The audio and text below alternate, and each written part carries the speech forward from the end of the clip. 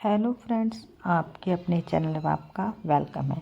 तो आज हम बागवानी में एक और फूल के बारे में चर्चा करेंगे। उसके कैसे लगाया जाता है, किस समय आप उसकी कटाई करें, कितना पानी दें, तो पूर्ण जानकारी आज हम इस वीडियो में देखेंगे। उस पौधे का नाम है एल्सिया रोजिया, जो सर्दियों में बड़े ही सुंदर फूल देता है। एल्सिया रोजिया पौधा है जो इसके फूल हैं कई रंगों के होते हैं। डार्क मैरून, गुलाबी, सफ़ेद, या फिर जो इसकी पंखुड़ियाँ हैं 2 कलर की भी होती हैं और इनको लगाना बिल्कुल ही आसान है। कई रंगों के होने के कारण ये अपनी तरफ कीड़े और मधुमक्खियों को आकर्षित करते हैं। यदि आप भी अपने गार्डन में इस पौधे को लगाना चाहते हैं तो आप इसको बीज से और कटिंग से लगा सकते हैं। बीजों को आप जब भी उगाना चाहें तो कम से कम उन्हें 10 से 12 घंटे के लिए गर्म पानी में उसको आप भिगो सकते हैं, क्योंकि जो भिगोने के बाद हैं बीज अच्छे से पानी को सोख लेंगे, जिससे कि उनको पौधा बनने में आसानी रहेगी। और इसके साथ साथ जब भी आप इस पौधे को, बीज को या पौधे को लगाना चाहते हैं तो आप ऐसी जगह लगाएं जहाँ पर 5 से 6 घंटे की धूप लगातार आती हो, क्योंकि ये ज़्यादातर पौधा अक्टूबर में ही लगाया जाता है। और अक्टूबर के बाद क्या होगा, ज़्यादा नवंबर दिसंबर की ठंड आएगी और जिससे कि क्या होगा, इसके जो फूल हैं बड़े अच्छे से खिलेंगे। तो आप ऐसी जगह का चुनाव करें जहाँ पर सीधे इसको सर्दियों की धूप मिले। एल्सिया रोजिया पौधे को होलीहोक फूल के नाम से भी जाना जाता है। जब आप इसके बीजों को उगाएं तो ऐसी मिट्टी में उगाएं जो पूर्ण रूप से उपजाऊ हो। इसके साथ साथ जब आपके फूले हुए बीज को आप मिट्टी में दबाएं तो उसको 2 से 3 इंच की गहराई में उनको लगा दें और उनको ऊपर से मिट्टी से उसको ढक दें। इतना नहीं है कि आप उनको मजबूती से नीचे की तरफ दबा दें, सिर्फ हल्का से आपको मिट्टी के अंदर उनके बीजों को ढकना है।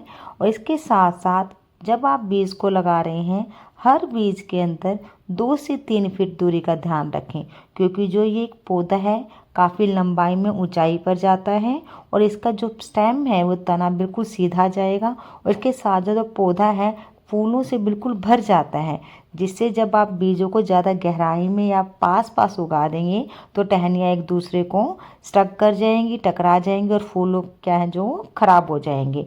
तो इसलिए आप जब भी बीज उगाएं तो 2 से 3 फीट की दूरी का उनको गैप रखें। होलीहोक को आप पूर्ण रूप से नियमित रूप से पानी दें और जो इसकी मिट्टी है उसको बिल्कुल नरम रखें, क्योंकि बीजों का जो अंकुरन है थोड़ी सी आपकी गीली मिट्टी के अंदर इनका अंकुरन अच्छे से हो पाएगा। एल्सिया पौधे को आप कटिंग से भी लगा सकते हैं। जब भी बसंत ऋतु आए तो आपकी कटिंग को सबसे जो जड़ के पास वाला हिस्सा है तने का, उसके पास से काटें। जड़ को आप छोड़ दें, जड़ से ऊपर वाले हिस्से के जो तना है आपको वहीं से कट करना है, जिसको हम बेसल कटिंग भी बोलते हैं, कि पौधे के आधार से बिल्कुल कटिंग होनी चाहिए। इसके बाद आपने एक ऐसा पौधा लेना है जो बिल्कुल फ्रेश पौधा हो, बड़ा पौधा हो, उसका जो तना है बिल्कुल मजबूत हो। फिर आपने उसको एक तेज धार के चाकू से कट कर लेना है। कट करने के बाद आपने उस तने को एक जिस मिट्टी के अंदर पूर्ण रूप से नाइट्रोजन, फास्फोरस मिली हुई खाद हो, तो आपने उसको उसके अंदर 2 से 3 इंच के लिए उसको दबा देना है। जितना आपको लगे कि उसका जो आपने तना ज़मीन में दबाया है बिल्कुल अच्छे से आपने उसको दबा देना है, क्योंकि जब भी उसका अंकुरन होगा तो वो बिल्कुल ऊपर से बड़े अच्छे से एक नया स्टेम या पत्ते आने शुरू हो जाएंगे। यदि आप पौधे को गमले में लगा रहे हैं तो आप एक गमले या कंटेनर में 1 से 2 बीज ही उगाएं, क्योंकि जो आपने देखा है ये पौधे काफ़ी लंबे लंबे जाते हैं। तो एक गमले के केंद्र में बिल्कुल बीच में आपने 2 या 1 ही बीज लगाना है, जिससे कि क्या है आपका जो पौधा पूर्ण रूप से अच्छा बड़ा हो जाएगा गमले के अंदर। और जब आप उसको एक बीज को उगाएं तो अपनी उंगली से उसके बीच में थोड़ा हल्का हल्का दबा दें और उस बीज को बिल्कुल मिट्टी से अच्छे से ढक दें, जिससे कि ऊपर की परत जो बिल्कुल नमी युक्त रहे और बीज को लगने में हमारे बिल्कुल आसानी रहे। जब आपका पौधा अच्छे से लग जाए और उसका जो तना है काफ़ी लंबा हो जाए तो आप देखेंगे इसके साथ साथ इसके एक कली के साथ साथ पूरे लंबे तने पर बहुत सारी कलियां आनी शुरू हो जाती हैं। तो जैसे जैसे आपका मौसम बदलेगा, सर्दी आएगी, जो फरवरी दिसंबर के बाद आपका जनवरी फरवरी का महीना आएगा तो जो बड हैं वो बड़े अच्छे से खिलना शुरू हो जाएंगी।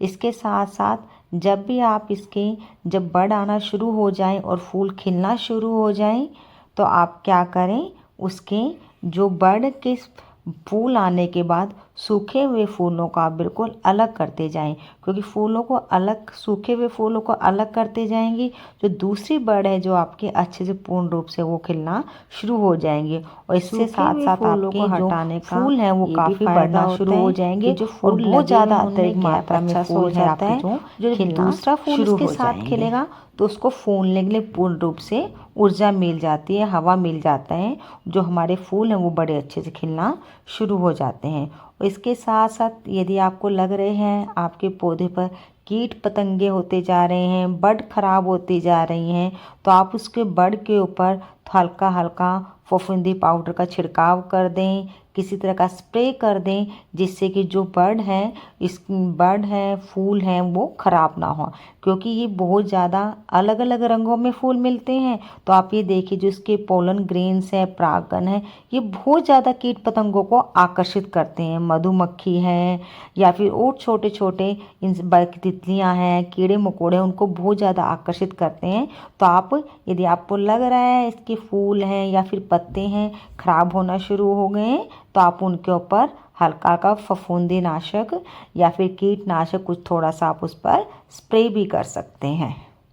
जितना ये पौधे के फूल हैं जो हमें देखने में सुंदर लगते हैं और हमारे घर की शोभा बढ़ाते हैं, उतने ही साथ साथ इस पौधे के गुण भी हैं, लाभदायक भी हैं।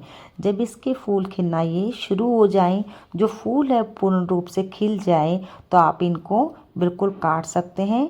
काटने के बाद आप सुखा लें। सूखे हुए फूलों का हम प्रयोग जो है छाती के रोग को ठीक करने में, काढ़े के रूप में या कब्ज़ के रूप में इस फूल को आप इस्तेमाल कर सकते हैं। और एक बात का ज़रूर ध्यान रखें, जब भी आप इस पौधे को लगाएं तो इसको आप या तो अपनी दीवार के साथ पौधे को लगाएं या फिर जहाँ पे आपको बाउंड्री वाल पर, क्योंकि ये फूल हैं जो एक लंबे लंबे एक बाउंड्री वाल का काम करते हैं, जिससे आपकी जो बाउंड्री वाल है वो भी बहुत सुंदर लगेगी और आपकी घर की शोभा भी बढ़ेगी। तो आप अपने गार्डन में इस पौधे को ज़रूर लगाएं। Thank you for watching this video.